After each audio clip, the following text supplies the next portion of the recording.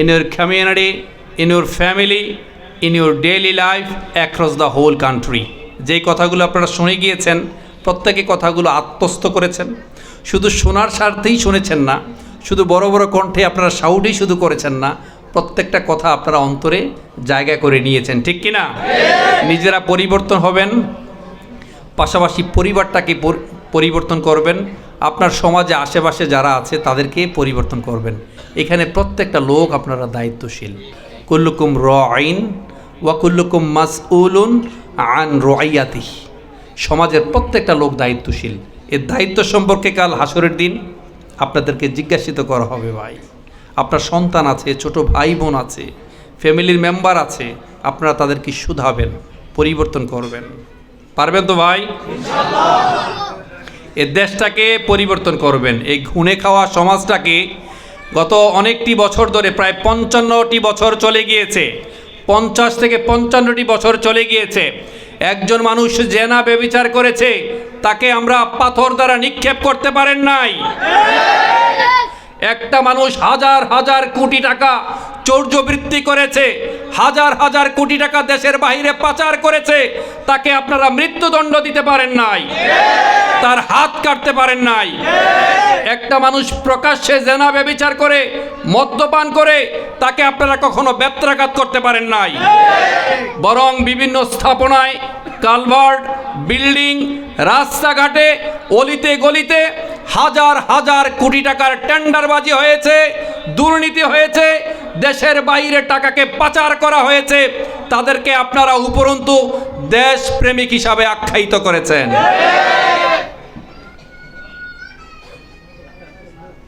আল্লাহ আমাদেরকে ভালো রেখেছেন, আমরা বলি আলহামদুলিল্লাহ। আর আমরা ভালোই থাকি যারা আমরা আল্লাহকে বিশ্বাস করি, কোরআন হাদিস মানি, আল্লাহ রাসূলকে মানি, জান্নাত জাহান্নাম মানি, হালাল হারাম মেনে চলি, ইসলামকে আমাদের মূল ঝান্ডা হিসাবে মানি। আল্লাহ তাআলা তাদেরকে ভালো রাখেন, ঠিক কি না? ইন্নাল আবরার লাফি নাঈম ওয়া ইন্নাল ফুজ্জার লাফি জাহিম। যারা পুণ্যবান তারা তো সব জায়গায় ভালো থাকেন, দুনিয়াও ভালো থাকেন, আখেরাত তো ভালো থাকবেনই। আর যারা পাপিষ্ট, যারা পাপাচারী, দুনিয়াতে তারা ধিক্কার পান, তারা অসম্মানী হন, কাল হাসরের দিন তাদের জন্য তো কঠিন আগুন অপেক্ষা করছেই, ঠিক কিনা? ধরাকে সরাকেন করবেন না। Stitch in time saves 9। সময়ের 1 ফোর, অসময়ের 10 ফোর। সময় থাকতে আপনি পরিবর্তন হন নাই।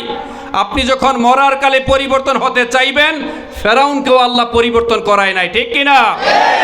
আনা রব্বুকুমুল আ'লা, আমি হচ্ছি সবচেয়ে বড় রব। নাউযুবিল্লাহ।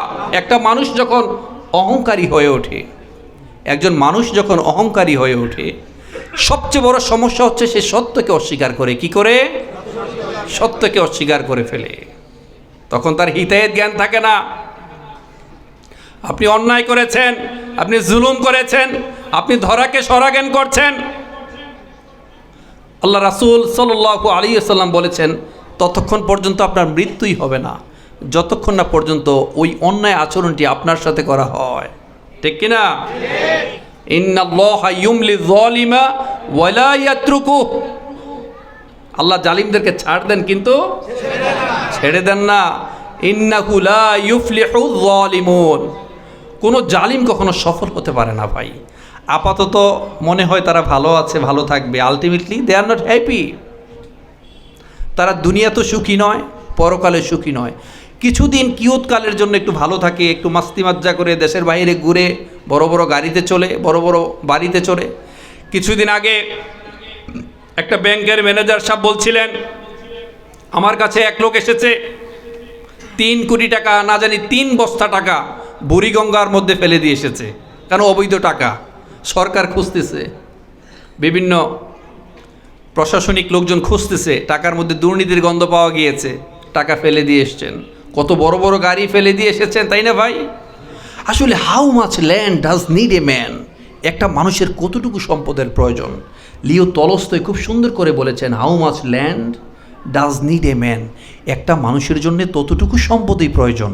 আপনি যখন বাবাজিরা মারা যাবেন, আপনি যখন মারা যাবেন, মারা যাওয়ার পর আপনার জন্য যতটুকু জায়গা দরকার, ওই কবরটাই হচ্ছে আপনার শেষ গন্তব্যস্থল। আমরা কি ভাবছি আমাদের মতো, আসলে আমাদের মতো এরকম বোকা পৃথিবীতে আর আছে কিনা আমরা জানি না।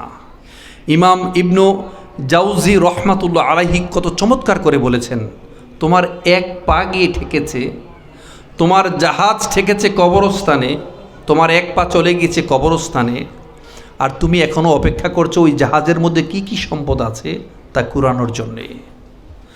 আল্লাহাকুমুত তাকাসুর হাত্তা যুরতুমুল মাকাবির। প্রাচুর্যের প্রতিযোগিতায় আমাদেরকে অন্ধ করে রেখেছে, মোহাচ্ছন্ন করে রেখেছে, ঠিক কিনা? লিও টলস্টয়ের লম্বা একটা গল্প আছে, সুন্দর, আমি সংক্ষেপে বলি। একটা মানুষের কতটুকু সম্পদের দরকার, তাকে বলা হয়েছে যে তুমি ওই জায়গায় যে জায়গাটুকুন তোমার আছে, তুমি চাইলে কয়েক গুণ বেশি তুমি সম্পদ কিনতে পারবে যদি ওই জায়গায় যাও। তিনি এই জায়গা বিক্রি করে ওই জায়গায় গিয়ে কয়েক গুণ বিক্রি করলেন। তাকে আবার লোভ দেওয়া হলো, তুমি যদি এইটা বিক্রি করো কিছুদিন পরে তার 10 গুণ আরেক জায়গায় কিনতে পারবে। তিনি তাই করলেন। তার কিছুদিন পর আবার তাকে লোভ দেওয়া হলো, টোপ দেওয়া হলো যে তুমি যদি এই জায়গাটা বিক্রি করে অন্য জায়গায় কিনো তার চেয়ে 100 গুণ বেশি কিনতে পারবে। লাস্ট মুহূর্তে এমন সুযোগ তাকে দেওয়া হলো, ওই সম্পদ বিক্রি করার পর তিনি অন্য জায়গায় চাইলে এত বেশি সম্পদ নিতে পারবেন। তিনি সকালবেলায় যখন সূর্য ওঠে তিনি দৌড়ানো শুরু করবেন, যতদূর যেতে পারেন ততটুকু সম্পদ হচ্ছে তার। এবং এখানে একটা শর্ত জুড়ে দিলেন, একটা কন্ডিশন। শর্ত হচ্ছে সূর্যাস্তের আগেই তাকে আবার এই জায়গায় যেখান থেকে তিনি দৌড় শুরু করেছেন ওই জায়গায় তাকে আসতে হবে। তিনি সূর্যোদয়ের সাথে সাথে দৌড়ানো শুরু করলেন, এমন দৌড়ালেন, দৌড়াতে দৌড়াতে দৌড়াতে অনেক দূর পর্যন্ত গেলেন। বেলা যখন দুপুর হয়ে গেল, সূর্য যখন মাথার উপরে আসলো, তিনি তখন মনে করলেন আচ্ছা এবার মনে একটু ফেরা দরকার। ফেরার সময় তার মনে হলো ও আচ্ছা বাড়ির বারান্দাটা আরেকটু প্রশস্ত করে নিই। যত আপনি ওয়াইডলি দৌড়াতে পারবেন সবটা জায়গায় তো আপনার। এই দৌড়াতে দৌড়াতে দৌড়াতে অনেক দূর পর্যন্ত তিনি চলে গেলেন। তিনি দৌড়াতে দৌড়াতে সে ক্লান্ত, শ্রান্ত, পরিশ্রান্ত, হি ইজ ভ্যারি টায়ার্ড। তিনি যখন ফিরে আসলেন তিনি কিন্তু সূর্যাস্তের আগেই ফিরে এসেছেন। মজার বিষয় হচ্ছে তিনি এত সম্পদের মালিক হয়ে সূর্যাস্তের পূর্বেই তিনি ফিরে এসেছেন। যেই জায়গা থেকে তিনি দৌড় শুরু করেছেন ওই জায়গায় তিনি এসেছেন ঠিকই, এসেই থপাস করে তিনি মারা গেলেন। ইন্না লিল্লাহি ওয়া ইন্না ইলাইহি রাজিউন। আইনামা তাকুনু ইউদরিকুমুল মাউতু ওয়ালাউ কুনতুম ফি বুরুজিম মুশাইয়াদা। নিজেকে যেখানে লুকিয়ে রাখেন না কেন, সাদ্দামের ব্যাংকে রাখেন, সাদ্দামের ব্যাংকারে রাখেন, হিটলারের ব্যাংকারে রাখেন, কিংবা ডোনাল্ড ট্রাম্প সাহেবের হোয়াইট হাউসে আপনি রাখেন, আপনি মারা যাবেন। ওয়াজাআত সাকরাতুল মাউতি বিল হক। মৃত্যু যন্ত্রণা সত্য, আপনাকে মৃত্যুর স্বাদ উপভোগ করতেই হবে। আর কিছু যে চাই না আমি, চাই গো নাজাত আল্লাহ তোমার কাছে আমার এই মুনাজাত। আল্লাহ তোমার কাছে আমার এই মুনাজাত। আর কিছু যে চাই না আমি, চাই গো নাজাত আল্লাহ তোমার কাছে আমার এই মুনাজাত। সবাই বলে আমিন। তিনি যখন দৌড়ে আসলেন ওখানেই পরে মারা গেলেন। আসলে মৃত্যু এক পরম সত্য, এক অনিবার্য বাস্তবতা। সব কিছুকে চমকে দিয়ে থমকে দিয়ে যাবে, আপনার ভবলীলা সাঙ্গ করে দিয়ে যাবে, আপনি মারা যাবেন। কুল্লু নাফসিং যায়িকাতুল মাউত। আপনি মারা যাবেন। None can escape from death. Everybody will have to test what is death. Everybody will have to test the death. আপনাকে মরতে হবে। পৃথিবীতে জন্মগ্রহণ করেছেন, আপনাকে মারা যেতে হবে, আপনি মারা যাবেন। এক অস্থিরতার মধ্যে আমরা আছি, শুধু পাই নাই খাই নাই, দৌড় দূর ছুট ছুট, অনেক ইনকাম। কত টাকা লাগবে তোমার, কত ইনকাম লাগবে তোমার? একটা মরিচিকার পেছনে, একটা হ্যালোসিনেশনের পেছনে, একটা মায়াজালের মধ্যে আমরা আটকে আছি। এই মায়াজাল আমাকে আটকে রেখেছে। একটু চুপ করে চিন্তা করুন, একটু ভাবুন, একটু আত্মনিমগ্ন হন। হযরত ওমরের মতো একটু ভাবুন। Try to calculate yourself before your final calculation. Try to calculate yourself before your final calculation. মুতু কবলা আংতা মুতু, হাসিবু কবলা আংতু হাসাবু। মরার আগে একবার মরে দেখেন না বাবাজিরা। আপনি যে মারা যাবেন, আপনার প্রস্তুতি কি গ্রহণ করেছেন একটু চিন্তা করে দেখেন না। আপনারটা আপনি বুঝতে পারবেন। আপনি এমনভাবে পৃথিবীতে এসেছেন, আপনি নিজের ইচ্ছায় এসেছেন, নিজের ইচ্ছায় যাবেন? আপনি এমন একটা মানুষ, এত দুর্বল আপনি মানুষ, একটা ভূমিকম্প আসলে আপনার অস্তিত্ব আর খুঁজে পাওয়া যায় না, দৌড়। 3-4 বার বাথরুমে গেলে আপনি আর নাই, শেষ। কিন্তু আপনি চেঙ্গিস খান, আপনি ধরাকে সরাগান করতে পারেন, আপনি হাজার হাজার মানুষকে হত্যা করেন, রক্ত দিয়ে আপনি হোলি খেলেন, একবারও আপনার হৃদয় কেঁপে ওঠে না। অনেক মানুষের তো অনুশোচনা হয়, আমি অন্যায় করেছি, আমি পাপ করেছি, আমাকে মারা যেতে হবে। আমি যে কত মানুষকে নিরীহ করেছি, কত মানুষকে পঙ্গু করেছি, কত মানুষকে এতিম করেছি। ওয়াহুসিলা মা ফি সুদূর, অন্তরে যা আছে সব কিছু প্রকাশিত হবে। প্রত্যেকটা জিনিসের পুঙ্খানুপুঙ্খ হিসাব আপনাকে দিতে হবে। লাহা মা কাসাবাত ওয়া আলাইহা মাকতাসাবাত। যা কিছু করেন তাই আপনাকে দেখানো হবে, তাই আপনাকে ফিরিয়ে দেওয়া হবে। রক্তের ঋণ রক্ত দিয়েই শোধ করতে হয়। Law of natural return is very crucial. Law of natural return is very important. Every action has an equal and opposite reaction. প্রত্যেকটা জিনিসের সমান এবং বিপরীতমুখী প্রতিক্রিয়া রয়েছে ভাই। আপনি দেয়ালে ঘুষি মারবেন, ওই দেয়াল থেকে ঘুষি আপনার দিকে প্রতিফলিত হবে, ঠিক কিনা? আকাশে থুতু মারবেন, ওই থুতু আপনার দিকে আগে আকৃষ্ট হবে। মনে রাখবেন, পৃথিবীতে কোনো জালিম কখনো শান্তিতে মারা যেতে পারে নাই। কোনো জালিমের সুন্দরভাবে মৃত্যু হয় নাই। জালিমের ক্ষেত্রে একটা কমন নীতি মনে রাখবেন। আপনি 5 ওয়াক্ত নামাজ পড়েন, আপনি তাহাজ্জুদের সলাত আদায় করেন, আপনি দান সদকা করেন, বছরে না পারলে মাসে মাসে গিয়ে আপনি ওমরা করেন, হজ করে আসেন। কিন্তু আপনি যদি একটা ভিন্ন ধর্মের মানুষ, যে আল্লাহরই মানে না, তার যদি আপনি হক নষ্ট করেন, তাকে যদি আপনি কষ্ট দেন বিনা কারণে, তার প্রতি যদি আপনি জুলুম করেন, আল্লাহ তাআলার আইন হচ্ছে আপনি নামাজি, ওই লোক কিন্তু নামাজও পড়ে না, আল্লাহরও মানে না, কিন্তু আল্লাহর আইন হচ্ছে তার পক্ষে থাকবে। সুবহানাল্লাহ বলবেন না? নবী মুহাম্মদ সাল্লাল্লাহু আলাইহি সাল্লাম বলেছেন, কোন ইসলামী রাষ্ট্রে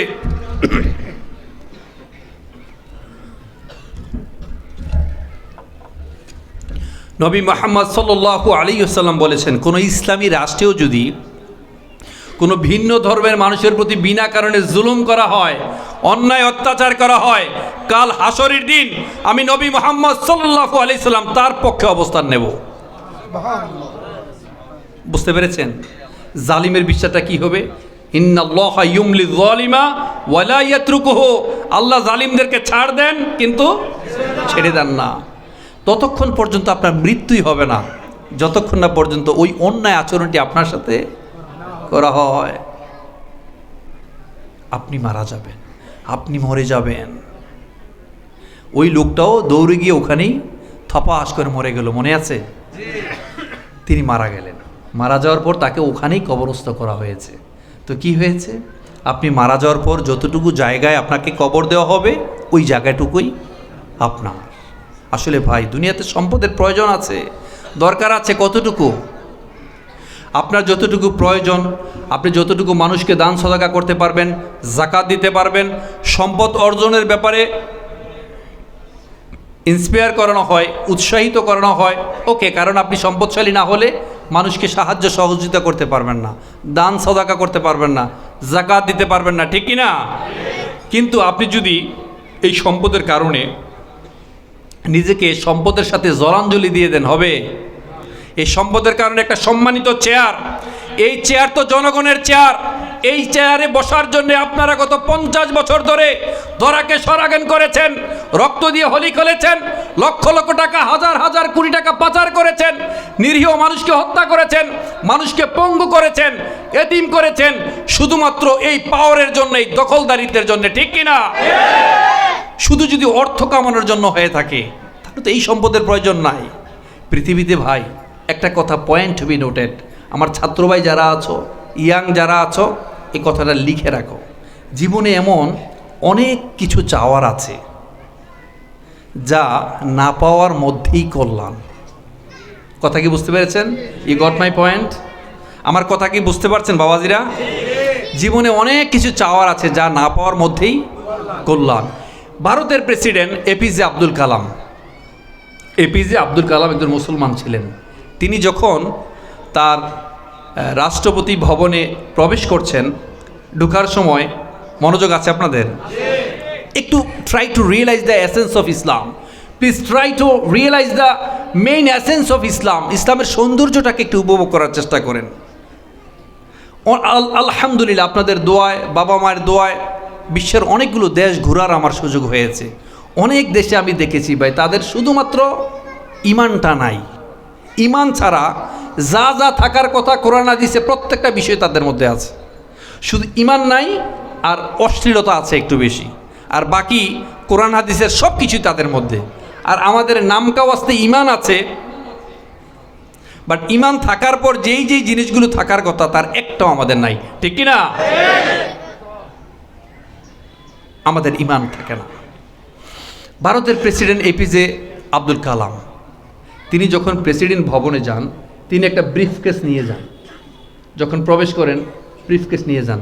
আমাদের আল্লামা মুফতি আব্দুল মালিক হুজুর হাফিজাহুল্লাহ, তাকে চিনেন না? বাইতুল মুকাররমের খতিব, কি সাধারণ মানুষ, তাই না? পোশাক আশাক দেখবেন, আলেমের জাহাজ উনি, এত জ্ঞান। তিনি একটা কথা প্রায় বলতেন, তার ওস্তাদ বলতো, আল ইসলামু যাওকুন, আল ইসলামু যাওকুন। ইসলাম হচ্ছে সৌন্দর্যবোধের নাম, রুচিবোধের নাম, ঠিক কিনা? তো এপিজে আব্দুল কালাম তিনি যখন প্রেসিডেন্ট ভবনে ঢুকছেন, তার পোশাক আশাকও ওই মালিক হুজুরের মতো এরকমই। তিনি ঢুকছেন, একটা ব্রিফকেস নিয়ে প্রবেশ করেছেন। 5 বছর অথবা 10 বছর ক্ষমতায় ছিলেন, তাই না? 8 বছর বা 10 বছর ছিলেন নাকি? 1 টার্ম অথবা 2 টার্ম ছিলেন। অনেক উপঢৌকন পেয়েছেন না রাষ্ট্রপ্রধান হিসেবে? তিনি কিন্তু একটা মিসাইল ম্যান।